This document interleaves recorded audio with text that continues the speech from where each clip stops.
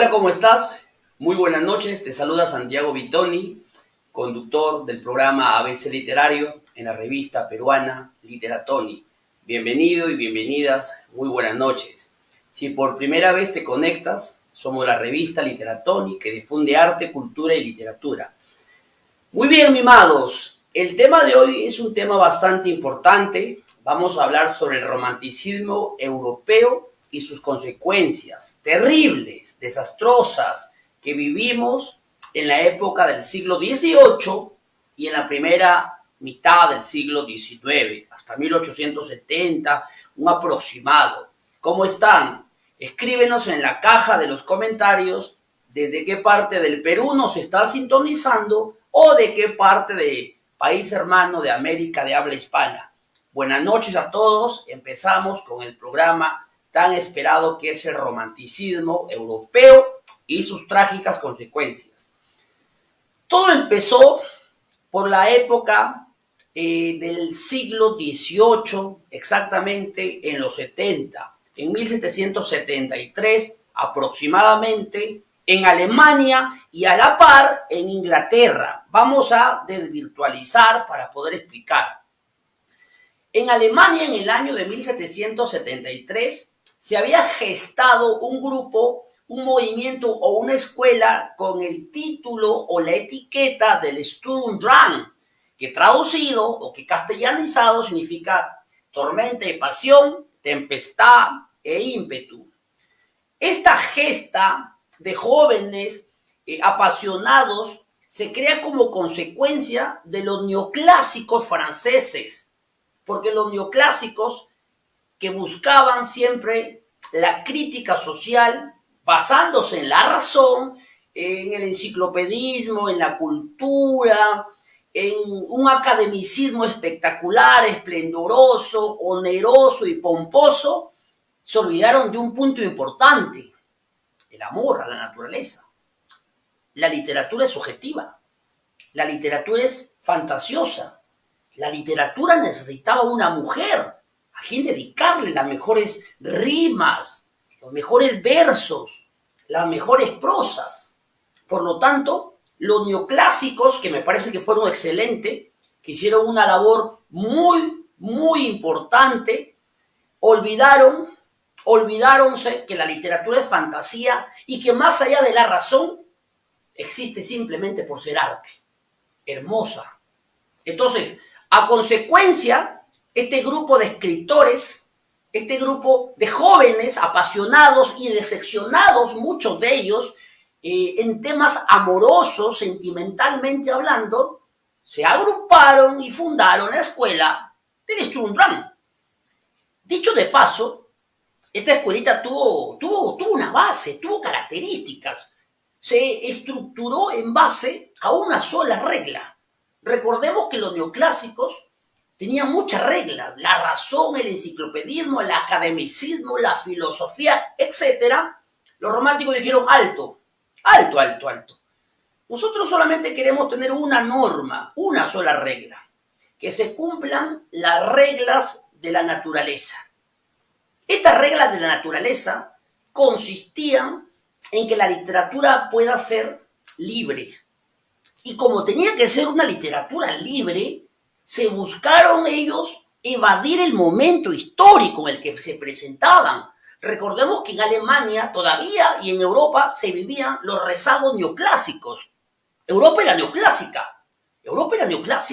Las obras se siguen estrenando, el pensamiento era enciclopedismo. Había una revolución cultural, el siglo de las luces. Entonces, ellos, los románticos, echáronse a pensar y como pensaron, evadieron su etapa histórica en la que vivían.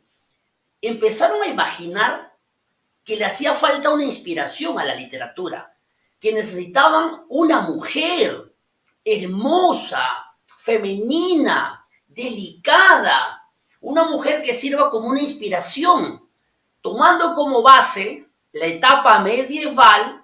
En la etapa medieval vamos a encontrar dos elementos importantes en la literatura: el caballero y la dama. Los románticos o los precursores del romanticismo se inspiraron en el caballero, Este caballero que buscaba enaltecer, que buscaba loar, que buscaba proteger a su dama y que sin su dama no podía ser nombrado caballero, según el manual de caballería, evoluciona y se convierte en el poeta. El caballero se convierte en el poeta y la dama se convierte en la musa. Por lo tanto, el poeta le va a cantar, le va a ofrecer sus más importantes poemas líricos, pensamientos, novela, momento de su sentimentalmente emoción, de su apasionada vida que estaba pasando. Por lo tanto, estos románticos concentran todo su amor, toda su pasión, todo lo que sientan y lo expresan para la musa. Entonces, de esta manera es como va surgiendo este primer brote, esta efervescencia en Alemania con la juventud, que posteriormente se va a consolidar en Alemania con los grandes escritores, que luego va a emigrar como una gran pandemia literaria, sí, pero en Alemania y en Inglaterra se gesticula todo esto. Ahora, una de las reglas, aparte de tener una musa y sentimentalmente hablando, dedicarle tu poesía, tu literatura, tus novelas, era un fervoroso amor a la patria. El amar a la patria, como en su momento el caballero defendía a su patria. El tener una fantasía en donde las reglas, como la razón, no prevalecía. En donde la fantasía, la subjetividad, el culto por el yo, por el individualismo, va a prevalecer por encima de la razón, del objetivo, del academicismo enciclopédico y otras reglas que estaban desfasándose con el neoclasicismo. Entonces, así es como fervorosamente, así es como religiosamente nace el romanticismo alemán, que es el primer romanticismo, que es el primer brote, que es la primera gesta sentimental, lírica y apasionada en Europa. Y como abanderado, caudillo, vamos a etiquetar a Johann Wolfgang Goethe, que no fue el primero, hay que decirlo, que no fue el único tampoco, pero sí fue el líder, el mejor, el más importante en Alemania, con el respeto de Schiller, Coleridge y de otros importantísimos miembros del Sturm und Drang. Ahora, Johann Wolfgang Goethe, que tuvo un romance, una decepción amorosa y que amamantó experiencia y que se nutrió de la desilusión, de dicha y desgano de este desamor en conjunto para escribir la novela más importante de Alemania y la novela más importante de la escuela del Sturm und Drang, que son las cuitas del joven Werther o Werther. El romanticismo empezó a respirar en los albores de la sociedad con esta novela, Las cuitas del joven Werther. Si alguno de ustedes, mimados, ha leído esta novela, empieza a comentar en la caja, empieza a poner alguna de tus experiencias, tus citas más importantes, porque la novela es la que inicia, la que traza y dibuja las reglas totales, la que direcciona a la sociedad juvenil. Vamos a hacer una pausa. La novela Werther, si bien es cierto, es la más importante del Sturm und Drang, hubieron obras importantes románticas, como Romeo y Julieta, que si bien es cierto, es una obra renacentista, barroca, la temática es romántica, la temática es trágica. Los románticos se van a consolidar por dos cosas importantes, por la pasión y por la muerte. Si tú eres romántico, en loa, en nombre del amor y del desamor, prefieres quitarte la vida a perder el amor a que tú habías escogido. Si tú eres romántico, prefieres ser tú el héroe, el caudillo de suicidarte para que dejes de sufrir. Porque toda la historia gira en torno al amor, a la pasión, al desenfreno, a la falta de razón, de la cordura, a la utópica manera de amar apasionadamente, así no seas correspondido. Vamos a hablar un poquito de la novela Werther. Asistente, en estos 10 minutitos de introducción, ¿Me puedes poner los comentarios? Quisiera saludar, por favor.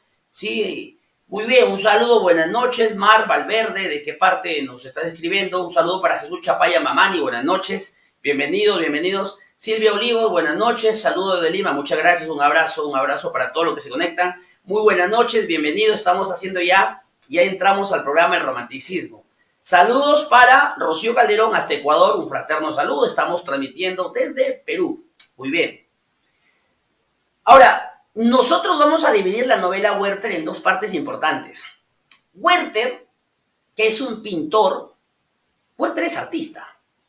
Werther es un joven apasionado que se ha dejado arrastrar por la desenfrenada manera de amar. Werther naturalmente es una persona subjetiva, egocéntrica, con una personalidad inquebrantable que solamente se va a ver resquebrajada esa personalidad cuando se enamora de la mujer Carlota, que irrumpe violentamente con la poca cordura y la mucha pasión que sentía. En la novela te mencionan el momento implícito, preciso y taxativo cuando Werther conoce a Carlota. La amiga lo había invitado a una fiesta. Werther accede a vestirse, su pantalón era blanco, sus botas hasta la rodilla, su camisita blanca, su chalequito amarillo y su fraga azul como el mío. Y la amiga le dijo: Werther, no te vayas a enamorar de mi mejor amiga Carlota Olot. Y Werther, confiando en su egocentrismo, apasionado, y Werther confiando en que no se va a enamorar, porque era complicado enamorarte de una mujer que conozcas a primera vista, le dice que no se va a enamorar. Se va, concurre a la fiesta, y cuando conoce, porque la van a recoger, a Carlota, se enamora totalmente de Carlota. Amor a primera vista, sin razón, sin cordura, y con mucha pasión desenfrenada. Werther se ha enamorado de Carlota, que era una mujer no solamente hermosa, delicada, glamurosa, femenina, sino que era una mujer que amaba el arte, que tocaba piano, que leía poemas, que respiraba poesía, que se inspiraba, que sentía ser parte de la poesía, de la literatura, que le correspondía al poeta, al hombre sensible, apasionado y tierno. Carlota era la musa moderna de la época. De Weilheim, de este pueblo pequeñito, Carlota era la musa que le hacía falta. Carlota era una mujer romántica, apasionada. Era la mujer perfecta para nuestro héroe Werther. Y Werther se enamora totalmente. De tal manera que ya olvidaba su nombre por acordarse de Carlota. El problema, y todos los que han leído la novela van a opinar, el problema es que Carlota se casó con un hombre que era cuerdo, poco sensible, formal, maduro, correcto, que era un hombre que utilizaba la razón por encima de los sentimientos. Contrario a Werther. Werther era sentimental, Alberto era razonable. Alberto tenía la cordura, Werther la pasión. Entonces, cuando Werther se entera que Carlota se casa, Werther, después de unos 2 años aproximadamente, regresa al pueblo desesperado, toca la puerta de Carlota, que ya estaba casada y no estaba su esposo. Entra, le recita poemas, hay circunstancias sensibles para ambos, y Werther y Carlota se dan un beso apasionado. Nuestro héroe, por primera vez en la historia de esta novela, besa a su musa. Todo el mundo dirá, pero entonces Werther ganó, Werther es el mejor. Bueno, permítame decirle que para nada, Werther no ganó, Werther no logró que Carlota sintiera lo que él podía transmitirle. Un saludo para todos los que están conectándose, un saludo para mi estudiante, Yubel, Stephanie, te mando un abrazo, Yubel. Muy bien, gracias por conectarte. Muy bien. Werther, después de besarse con Carlota, creía que le iba a corresponder. Pero Carlota tal vez sentía correspondencia, pero prevalecía la moral, los valores, la ética. Carlota le dijo: Werther, soy una mujer casada. Werther, yo no te puedo corresponder. Soy una mujer casada. Márchate. A partir de ahí, Werther sintió algo importante y fue la única vez que tuvo razón y cordura. Werther aceptó que Carlota no iba a estar con él, que nunca le iba a corresponder, que nunca iba a contribuir a ese amor desenfrenado, apasionado, loco, y tomó una decisión que en su entender fue lo mejor: quitarse la vida, suicidarse. Era preferible cualquier medida, sea muy drástica o extrema, antes que presenciar a Carlota en los brazos de otro hombre que no era Werther. Se fue a su cuarto, no durmió esa noche, y al día siguiente mandó a su sirviente que le preste las pistolas a Alberto. Le prestaron las pistolas, le dio la tarde libre y a la medianoche se disparó un balazo. Destapó su botella de vino en su habitación, escribió cartas, lloró y se metió un balazo. La bala entró por la sien, salió por el ojo derecho. Werther murió, al mediodía murió. Todavía puedo recordar las palabras de la carta de la cita que le hace en la novela. Cuando leas estas líneas, mi adorada Carlota, yacerán en la tumba los despojos del desdichado, que en el último instante de su vida no encuentra placer más dulce que el placer de pensar en ti. Anoche no he podido dormir, pero he tomado una resolución: quiero morir. Y de esta manera se destapó los sesos. Ahora, el problema de la novela, literalmente hablando, fue que esta novela es una apología al suicidio. Y de repente vienen los detractores, pero entendamos y aceptemos algo importante. La sociedad alemana, europea de la época de 1773, 74, 80, 90, era una sociedad que venía convulsionada del neoclasicismo. Era una sociedad que venía académicamente muy buena.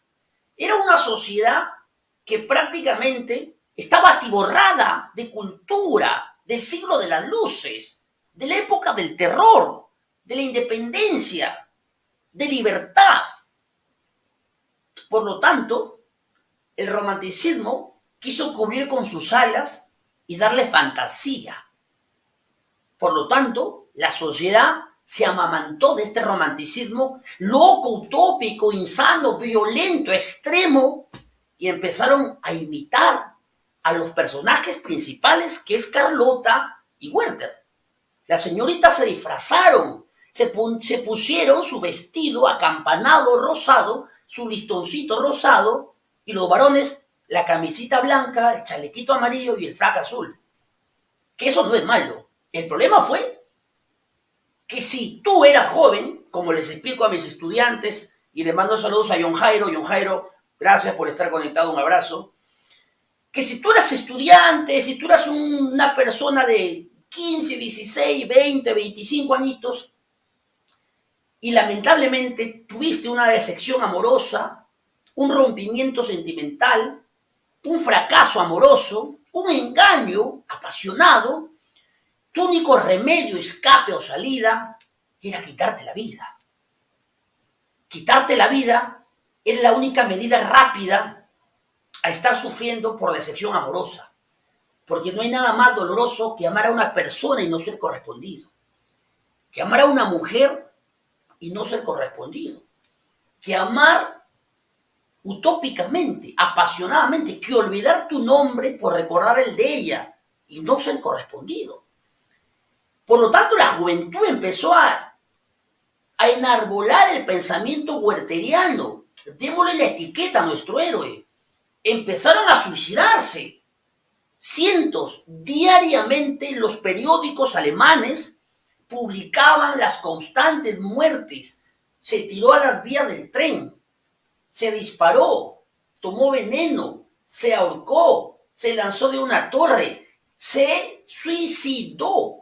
La sociedad juvenil de Alemania de aquella época tomaron esta postura terrible, el suicidio como salvación y sanación de un alma que sufre la pena de un desamor, del llanto desenfrenado, poco recíproco e intenso, por amar a alguien que no es correspondido. ¡Caray!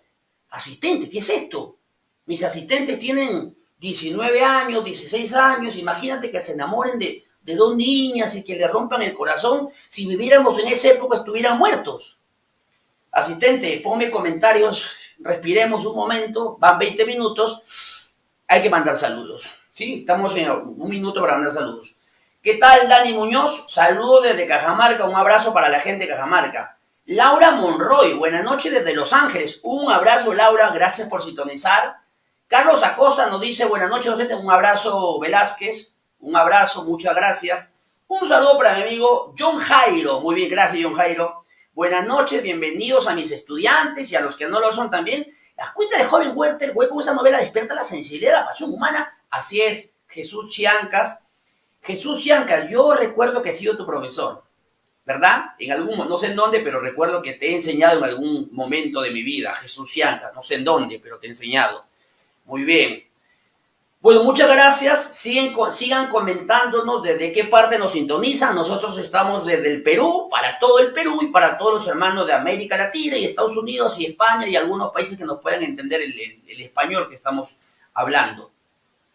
Bueno, la novela Werther provocó una ola de suicidios en Alemania y este suicidio en Alemania y este romanticismo wertheriano va a ser sancionado, vetado y prohibido. Las autoridades alemanas dijeron, un momento. Werther es una novela que hace apología al suicidio, por lo tanto hay que vetar esto. Pero ya era demasiado tarde. El romanticismo fue una fiebre, pandémicamente hablando, literalmente hablando, brotó de Alemania a Inglaterra, a Francia, a España, a todos los países. El romanticismo fue esta fiebre que se puso de moda durante 100 años, aproximadamente desde 1770 hasta 1870. En los últimos albores del romanticismo tenemos a Víctor Hugo, por ejemplo, en su última etapa, Víctor Hugo. Entonces, el romanticismo va a mutar y evolucionar. Nace con un romanticismo sensible, apasionado, utópico y lírico, sin razón, muy profundamente sensible. Pero el romanticismo tiene evoluciones. Se va a convertir cuando de Alemania va a Inglaterra y luego va a Francia en un romanticismo histórico. En un romanticismo histórico, en un romanticismo en donde ya no simplemente va a prevalecer el sentimiento, sino la manera histórica, los escenarios, los personajes pintorescos. También va a evolucionar en un romanticismo oscuro, así como lo ven. El romanticismo, la belleza romántica, evoluciona en etapas. En Francia el histórico con Víctor Hugo, en Inglaterra el histórico, en Estados Unidos histórico, pero además de histórico, oscuro, gótico. Hablemos un poquito de cómo evoluciona el romanticismo wertheriano cuando llega a Francia. Víctor Hugo, oficialmente el primer romántico francés, aunque por ahí sabemos que Chateaubriand estuvo antes. Víctor Hugo es un romántico lírico, pero que sobre todo resalta por su historicismo, por su estructura sólida en hablar de un romanticismo arqueológico. Y el arqueológico es la historia que vivía Francia en su sociedad contemporánea, pero que también evocaba un pasado. Víctor Hugo, por ejemplo, cuando escribe Nuestra Señora de París, que es su mejor, a propósito, apunten, su mejor novela de Víctor Hugo romántica es Nuestra Señora de París. Tú dirás, pero ¿y Los Miserables, que es la novela maestra, la obra fundamental? Lo que pasa es que Los Miserables ya no es una novela romántica, a pesar que hay una historia romántica. Los Miserables es considerada una transición entre lo que iba dejando el romanticismo histórico cuando ya estaba entrando, adentrándose a un realismo brutal. Por eso que Los Miserables no es considerada su mejor novela de Víctor Hugo. Ahora, entrando el romanticismo histórico, el romanticismo va a tener matices diferentes. Uno de ellos fue el romanticismo gótico. Explícame tú cómo de Alemania, en donde Werther era guapo y Carlota era hermosa, evolucionó el romanticismo de Quasimodo y de Esmeralda, en donde Esmeralda ya no era el típico prototipo de mujer europea, blanca, ojos de colores rubia o pelirroja. Esmeralda era un personaje bonita, pequeñita, pero con rasgos gitana, ya no era la típica mujer europea blanca. Y Quasimodo ya no es Werther el Hermoso, sino Quasimodo es un personaje deforme, fauno y poco pintoresco.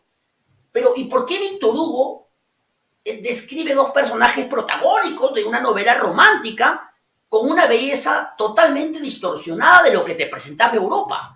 ¿Por qué Carlota era una dama de vestido rosado acampanado, hermosa, bella? Y Esmeralda también era guapa, pero no era el prototipo de mujer europea de la época. Lo mismo con Quasimodo, porque Víctor Hugo hace que el romanticismo, que la belleza romántica, que la etiqueta de belleza, no esté en lo físico, sino que esté en el sentimiento, en el idealismo, en la pureza. Como el romanticismo quería demostrar una escuela que tú tengas que entender más allá de la vista, más allá de los sentidos, sino que tú puedas sentir la belleza romántica. Esta característica la plasma Víctor Hugo en Nuestra Señora de París con una escena espectacular. Quasimodo era un hombre grande, jorobado, sin un ojo, con la boca torcida, no hablaba, o si lo hacía no se entendía, no escuchaba, caminaba deforme, era horrible. Fue atacado por la sociedad francesa de 1400, siglo XV. Esmeralda era una muchachita pobre, no tenía papá, no tenía mamá, aunque después dicen que Gudule era su madre, desprotegida en una sociedad carnívora, en una sociedad atroz. En el momento en que a ella la sentencian y la ahorcan, cuando Esmeralda es ahorcada, la bellísima gitana, Quasimodo, ¿sabes cuál fue su reacción de Quasimodo? Descuelga el cadáver, la abraza, la lleva a la catedral de Notre Dame, entra a los cuartos subterráneos, la abraza fuertemente y se dejó morir abrazando a Esmeralda. ¿Qué te demuestra esto? Más allá de la vida, si más allá de la muerte y vida viviré para amarte, porque donde tú estés yo estaré contigo. Quien la amó verdaderamente a Esmeralda fue Quasimodo.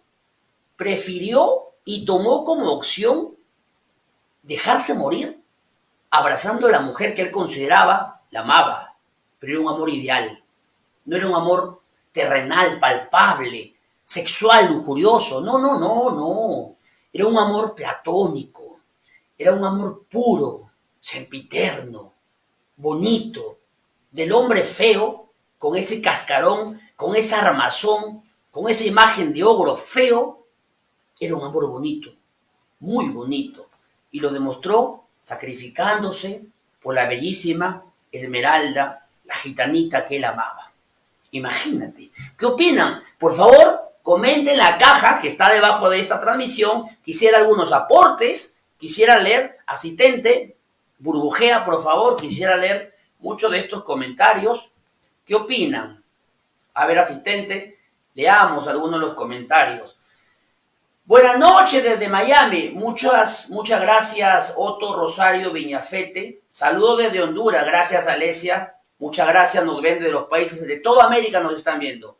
Desde New Jersey, por ver, muchísimas gracias a Mario Barrueto. Somos peruanos, nos gusta la literatura. Saludos desde Perú. ¿Nos están sintonizando en Estados Unidos? Muchísimas gracias.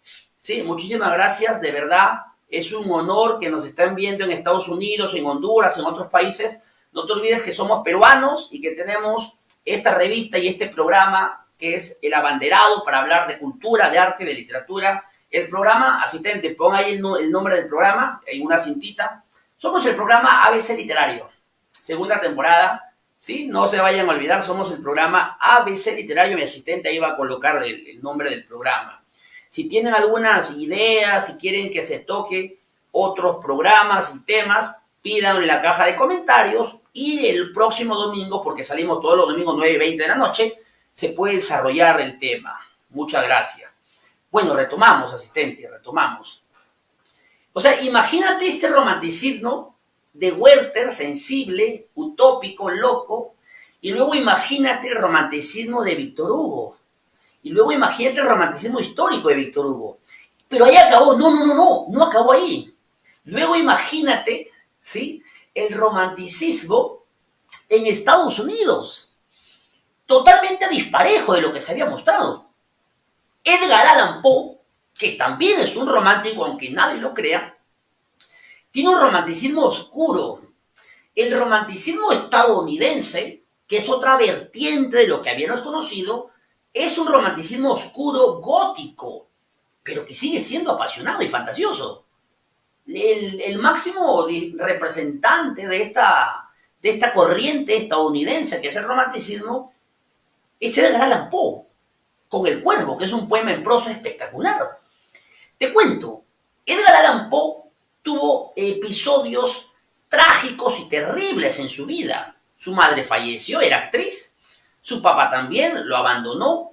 Su padre adoptivo, John Allan, tuvo una esposa que lo quiso, pero como él se peleó con el padre, no la vio morir a la madrastra, que también lo quería. No vio morir a su madre, no vio morir a su madrastra. Se comprometió con una muchachita que era su prima, Virginia Clemm, y tampoco la pasó bien. Como 5 años estuvo enferma su mujer, con tuberculosis, con los constantes ataques, con las convulsiones, con los síntomas de una tuberculosis terrible que golpeó diariamente haciéndola que expectorara sangre. Y por último falleció. Por lo tanto, Edgar Allan Poe tuvo 3 mujeres importantes en toda la etapa de su vida. Como consecuencia, y producto de esto, escribió sus grandes poemas, El Cuervo y una que otra historia como Annabel Lee, en donde te muestra un romanticismo en su máxima expresión. Hablemos un poquito del Cuervo. Dentro de esta rama gótica, en El Cuervo vamos a encontrar a este hombre que representa al mismo Poe, que estaba tomando. Su mujer había fallecido. Y en la cabaña a medianoche, él estaba ingiriendo alcohol, y se le presenta un cuervo, representante de lo mitológico, de la sabiduría, del horror, del terror, de lo arabesco, gótico y tenebroso. Aparece un cuervo, coge sus alas, extiende sus alas y abre una mortaja y le va a decir la palabra nunca más. En la mortaja le presenta el cuerpo de la mujer que amaba a este hombre, que era su prometida, que era la mujer de su vida, que era su amada, que era la mujer por la que se desgració la vida tomando y llorando desesperadamente porque ella ha muerto. Por lo tanto, hay una lucha interna entre la ficción que se lo ha producido bebiendo sustancias o estupefacientes, bebidas alcohólicas, y la realidad que él pretende que se concrete. Su mujer estaba muerta, pero el cuervo se la trajo. Y el cuervo se la trajo para hacerlo sufrir. Le puso el cadáver de su mujer y le decía nunca más, torturándolo, enseñándole que él la tiene y que no se le va a entregar. Este es el romanticismo en su máxima expresión, sufrimiento. Y lo aclaro, ser romántico es llorar, sufrir, perderse en el llanto, desesperadamente. Ser romántico es amar y no ser correspondido. O si eres correspondido, no se va a concretar tu relación porque está casada. Werther estaba casada. Carlota se casó con Alberto Werther. Tal vez ella le correspondió, pero no estuvo con él. El jorobado amaba a la gitana, pero la gitana no lo veía como un hombre. No le correspondía como hombre. Este hombre ebrio veía a su mujer cuando el cuervo le mostraba, pero no se la podía llevar consigo. Esto es ser romántico. Consiste en amar y no poder concretarse tu relación. El romanticismo es sufrir. El romanticismo es llorar. El romanticismo es esto. Condenarse a una vida desgraciada por otro ser que controla tus emociones, sentimientos y sentidos. Asistente, ¿tú crees que ya puedes quitar la cinta? Asistente, te pido que estés activo. ¿Sí? No duermas, asistente. Tienes que ser inteligente un ratito. Recuerda que yo te pago para que trabajes. Atento, asistente. Muy bien, muchas gracias a mi asistente. Está atento, seguro que no está trabajando. Muy bien. Prosigamos. A ver, asistente, ¿me podría sacar alguno de los comentarios? ¿Sí? Sácame comentarios. Vamos despacio. Carlos Corinto nos dice saludos desde México. Muchas gracias, Carlitos. Estamos aquí desde Perú. Cari Noé Suclupe, saludos desde Tumbe. Muchísimas gracias, Clary Noé. Un abrazo hasta Tumbe. En Tumbe tengo un amigo, Wilmer Ramírez, que es profesor de literatura. Muchos saludos desde Tegucigalpa, Honduras. Alfredo Ramos, un abrazo hasta Honduras. Para la gente de Tegucigalpa, muchísimas gracias por sintonizarnos. Estamos contentos que nos sintonicen en todos los países de América. ¿Sí? Había un comentario. Ever Jorginho nos dice saludos desde Puno. Muchas gracias para Puno, un abrazo. Magali nos dice El gato negro, la caída de la casa Usher, entre otros de los cuentos importantes que estamos mencionando. Cuentos importantes, cuentos clásicos de Edgar Allan Poe, cuentos terribles pues, que se vive. Entonces, ¿se dan cuenta como el ser romántico es sufrir? O sea, ¿podemos distinguir que ser romántico es sufrir? Que los románticos prácticamente no se ha hecho el romanticismo para ser feliz. Mencióname un caso de un hombre romántico en la literatura que sea feliz. ¿Quién? ¿Quién es feliz? Si hasta el conde de Montecristo, que amaba a Mercedes Herrera, lo encerraron 14 años preso en el castillo de If. El mundo Dantes, un joven pescador de 19 años, iba a ser ascendido con el puesto de capitán y con un mejor sueldo. Pidió al día siguiente la mano de su querida Mercedes Herrera de 17 años. Posteriormente, al día siguiente se iba a casar y lo metieron preso sin decirle por qué en el castillo de If. 14 años preso. Entonces, ¿dónde está el final feliz del romanticismo? El romanticismo se inventó para sufrir. El romanticismo se inventó para llorar perdidamente. No hay finales felices en el romanticismo. No hay un final positivo. Te suicidas, te matas, mueres, sufres, lloras, te desconsuelas. Esto es el romanticismo. Por eso es que en Alemania la sociedad crítica, comentó. ¿Qué comentó? Comentaron. ¿Qué dijeron? Que los románticos, que esos jóvenes eran unos enfermos, suicidas. Y le contestaron, un momento, no somos enfermos, no somos locos, somos románticos. Somos románticos. El romanticismo en su máxima dimensión. Sí, más bien, mimados, a todos los que nos están sintonizando, los invito a que compartan esa transmisión. Si te gusta este programa, si te gusta hablar de literatura, comparte esta transmisión, por favor. Es gratis, no te cobramos ningún dólar. Comparte la transmisión en tu perfil, en los grupos. Que viva la literatura, que es lo que más nos gusta hacer en este programa. Mis dos asistentes internamente están trabajando. Estamos pues dando todo lo posible. Con mis dos asistentes empujamos para que el programa ABC Literario se posicione número 1 a nivel de todo el Perú y de América Latina y Estados Unidos también. Muchísimas gracias, más bien, por sintonizarnos. Ahora quiero hacer... Sí, asistente, me gustaría leer algunos comentarios. Me parece que me están haciendo preguntas. ¿Tú crees que lo puedes colocar, asistente? ¿Sí? De manera que yo los pueda visualizar. Dice, Jesús nos dice, ¿cuál sería el romanticismo que puede adoptar para escribir algo en el siglo XXI? ¿Por qué?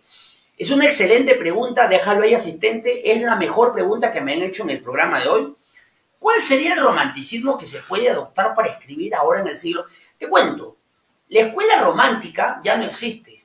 Ni en ninguna parte del mundo existe una escuela romántica. Lo que sí, el romanticismo como escuela y como corriente se convirtió en un hábito y una forma de vivir. Hay hombres y mujeres que son románticos, sensibles, apasionados, pero es una pizca, es un rezago mínimo de lo que sentía en esa época. Ahora muy pocas personas se van a matar porque no les son correspondidos. Ahora pocas personas se suicidan por un amor que no le va a pertenecer. Son poquitos ya ahora. En esta época actual, coyunturalmente hablando, considero que si es que tiene que prevalecer o se tiene que escribir un cuento, una novela romántica, tendría que ser más por el romanticismo gótico. Un romanticismo fantasioso, un romanticismo apasionado, pero en historia de terror. Tipo Víctor Hugo con El jorobado, tipo Edgar Allan Poe con El cuervo, con El corazón delator, entre otros cuentos, que sería un poquito más atractivo para la sociedad deshumanizada en la que nos encontramos. Ya no estamos Ya el varón y la mujer ya no leen un poema, ya no tocan piano, ya no se declaran con una carta, con un poema, ya no se ponen de rodillas a los pies de la dama. Y a la dama ya no le gustan los detalles como la rosa, las flores, la poesía, la canción, la oda. Ya pasó eso. Estamos en una sociedad deshumanizada. O alguno de los que me está escuchando todavía se ha declarado con rosas, se ha arrodillado en toda la sociedad y le ha entregado rosas, flores, le ha cantado una canción tocando guitarra. A aquella chica le gusta que le lleven rosas, que le lleven un peluche, que la presuman. Se ha perdido. Si es que hay, de 100, 1 2. ¿Sí? 1 2. Muy bien. Asistente, sigue sacándome comentarios. Se ha puesto interesante el programa. Somos el programa ABC Literario. Querido asistente, ¿estás conectado?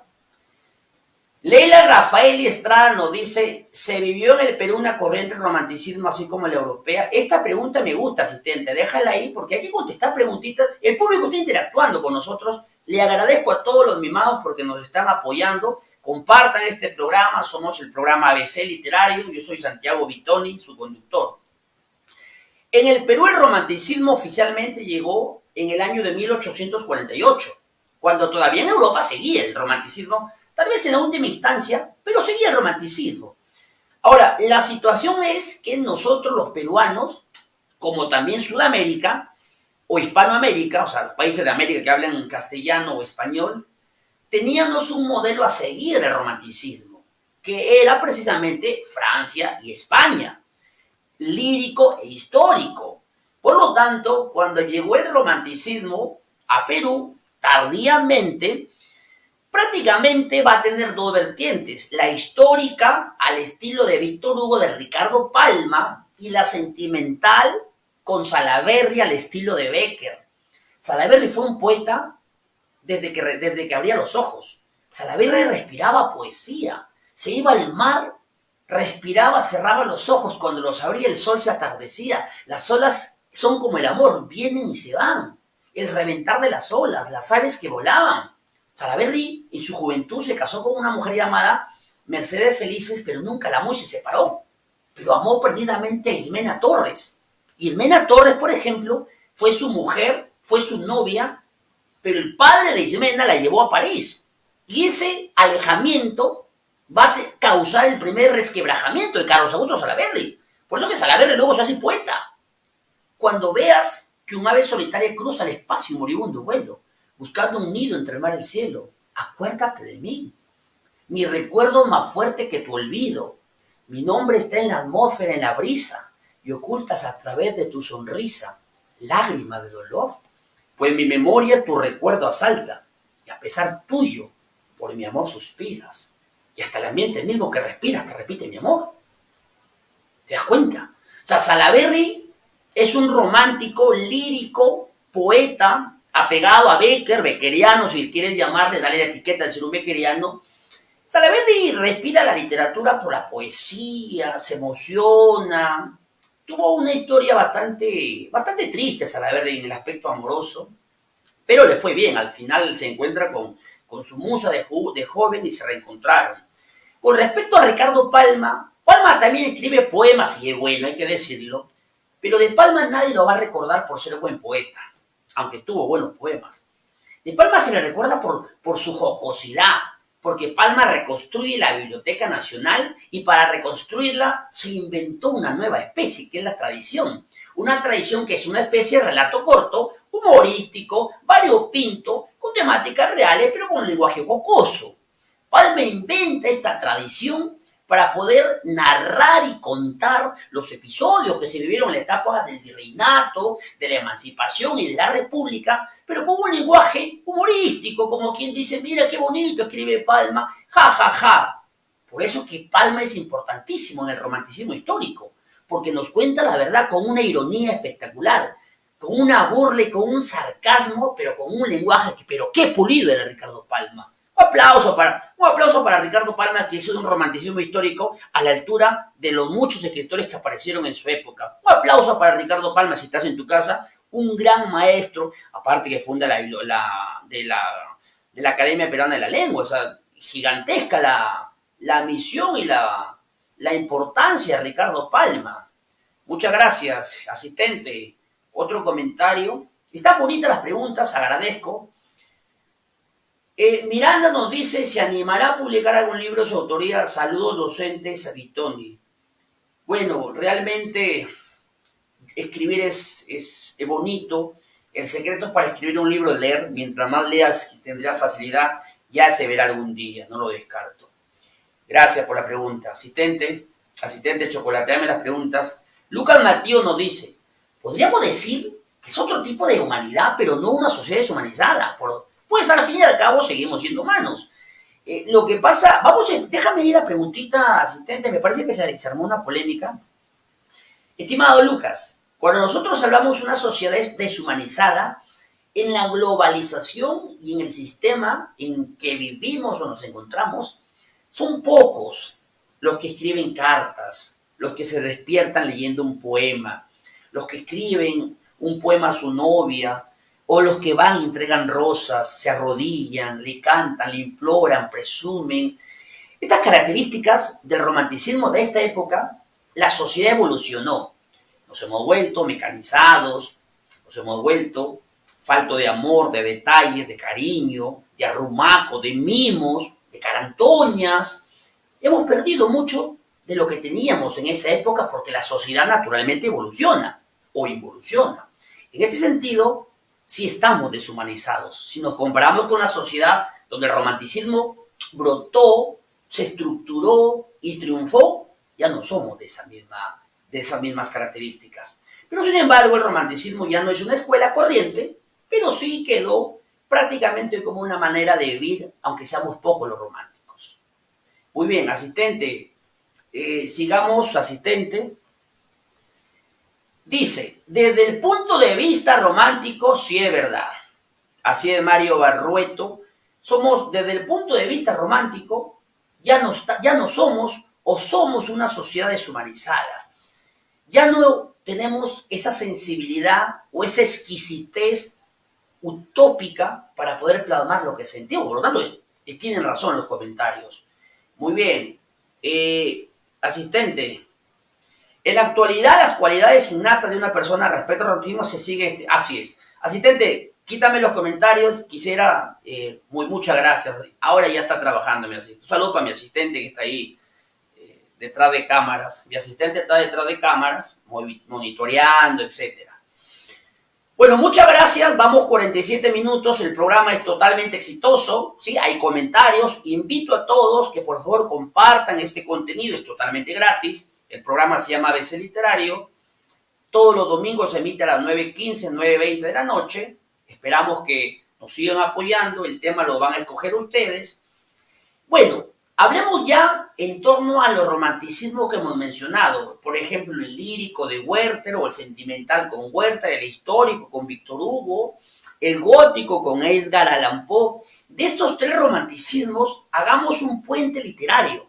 El romanticismo sentimental con Werther es el que va a iniciar el primer brote, la primera fiebre o la primera transculturización de Alemania a toda Europa y América, etc.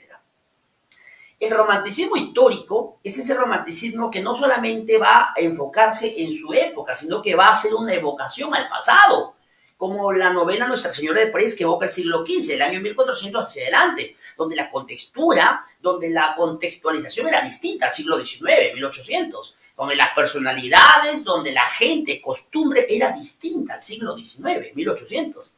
Y el romanticismo gótico sigue siendo el romanticismo como tal, pero con diferencias. Un romanticismo oculto dentro del terror, dentro de lo arabesco, dentro de escenarios como casas, como cuervos, como sufrimiento, pero sigue siendo bello. Quiero hacer un parangón. Ustedes han leído el clasicismo griego. Ustedes tienen mitología. Te cuento que los clásicos griegos y romanos eran románticos. Pero, ¿cuál es el enfoque para atreverme a decir que los clásicos eran románticos? Bueno, ¿ustedes se acuerdan de esa famosa historia del mito de Eurídice y Orfeo? Donde supuestamente Orfeo, familiar con Apolo, muchos dicen que es su padre, ¿te acuerdas? Orfeo tenía una lira espectacular que su melodía, de la melodía de Orfeo, ¿sí? De la lira de Orfeo viene el género lírico, que es sensible, subjetivo. Orfeo se enamora, ¿sabe de quién? De la ninfa que cuidaba los bosques, de esta muchachita que se llama Eurídice. Se casa con Eurídice y Eurídice tenía permiso y venia para irse a los bosques a cuidarlos. En este contexto, en este sentido, Eurídice iba a ser perseguido por un supuesto cazador que era un dios maligno, y al correr desesperada con su vestido, con su cabello ondulado, chinita, delicada, corrió, y una víbora la mordió, una serpiente la mordió, por lo tanto murió Eurídice. El bosque lloró, los pájaros cantaron melodías fúnebres, la gente se puso triste. Cuando le dieron la noticia a Orfeo, Orfeo se puso mucho más triste, cariacontecido, compungido. Infausto tomó la decisión de irse al inframundo. Cuando llegó al inframundo se fue a buscar a los dos dioses, Hades y Perséfone, que era pues el rey y la reina del inframundo, donde van los muertos. Y ellos le dijeron, anda, busca a Eurídice, previo a que Orfeo tocó la lira. Y como botó una melodía tan triste y melancólica, le dieron venia que se vaya a buscar a Eurídice. Y cuando la tome, la encuentre, la tome de la mano y la saque del inframundo sin voltear a mirarla. Orfeo aceptó, le encontró a su bellísima, dulce, tierna Eurídice. Cogió de la mano y echóse a correr. Corrieron los dos, él la jalaba y delante de ella se dejaba jalar, iban a ser felices y salían del inframundo, el romanticismo iba a brotar, iba a triunfar, la belleza sentimental, apasionada, no se iba a dar. Lamentablemente, cuando estuvieron a punto, saliendo del inframundo, Orfeo sospechaba que a quien cogían no era Eurídice, desconfió, volteó a mirar y todavía parte del inframundo bañó el talón de Eurídice. Eurídice se desvaneció y se quedó atrapada en el inframundo para siempre. A partir de ahí, Orfeo salió al reino de los vivos, cogió su lira y empezó a tocar melodías tristes, terribles. Salieron pues las ninfas, las ondinas, y desgarraron el cuerpo de Orfeo para que vaya muerto ya al inframundo y se reúna con su bellísima y querida Eurídice. Como ven, estoy contándoles un mito de la mitología clásica antigua. Por lo tanto, el romanticismo también nace en el clasicismo griego. Los griegos fueron los primeros románticos. Los griegos fueron los primeros creadores de una literatura romántica apasionada, sensible, suicida, intensa, utópica, que posteriormente van a ser conllevados a la época medieval con el caballero y por último el romanticismo en la época del año 1800, 1777 hacia adelante. ¿Qué opinan de esta historia romántica? ¿Qué opinan de esta simple y sensible historia? Hermosísima. Esto pasó con Eurídice y con Orfeo. Por eso que los románticos, como característica, tienen la evocación al pasado. No solamente en la época medieval con el caballero y con la dama, sino también en la época clásica, con muchos mitos sensibles, apasionados, con este resquebrajamiento psicológico y muy apasionado. Sí, asistente, sácame comentarios. Martín Ayala nos dice, sin embargo, el romanticismo fue muy empalagoso. El actuar con el sentimiento por encima de la razón no define al ser humano. Sin embargo, podemos ubicar una etapa romántica en nuestras vidas cuando fuimos adolescentes, donde fluye vertiginoso nuestros sentimientos y pocas veces somos reflexivos. Y cuando vamos madurando dejamos poco a poco esa actitud romántica y somos más racionales. Muchas gracias, Martín. Es un comentario bastante importante. Cuando eres joven, falto de razón, según el comentario, eres más apasionado, te entregas a una relación amorosa, el amor es principal, el trabajo es después. Bueno, se podría, no todos, pero bueno, algo te apoyo en ese comentario. Asistente, siguiente comentario, estamos ya en el último bloque, vamos a ver los comentarios. Muchísimas gracias por todos los que se conectaron. Carla Beramendi, muchísimas gracias, Carla, un abrazo también para ti, un aplauso para ti también, gracias por sintonizarnos. ¿Qué otros comentarios encontramos, asistente? Gracias, dice Damari, me encanta, muchísimas gracias a todos los mimados que nos están escuchando. Somos el programa ABC Literario. Estamos todos los domingos desde las 9:15 de la noche por la revista ABC Literario, la revista Literatoni ABC Literario, ¿sí? Carla Bravenio nos dice, profesor, usted narra las historias muy bien. Muchísimas gracias, Carla, te mando un abrazo. La literatura es una, si la tengo que definir en una sola palabra, mi vida. La literatura es mi vida, ¿sí? Muchísimas gracias. Agradezco a todos los que se han conectado. Muchísimas gracias. Por favor, comparte esta transmisión. Somos el programa ABC Literario y conmigo será hasta una próxima aventura. Nos despedimos recomendando que lean obras románticas y de todo tipo de la literatura clásica, moderna, contemporánea. Y conmigo será hasta una nueva oportunidad que nos encontramos el próximo domingo a las 9:20 de la noche. Muchísimas gracias y que Dios os bendiga. Cuídate. Asistente, sáquenme por favor.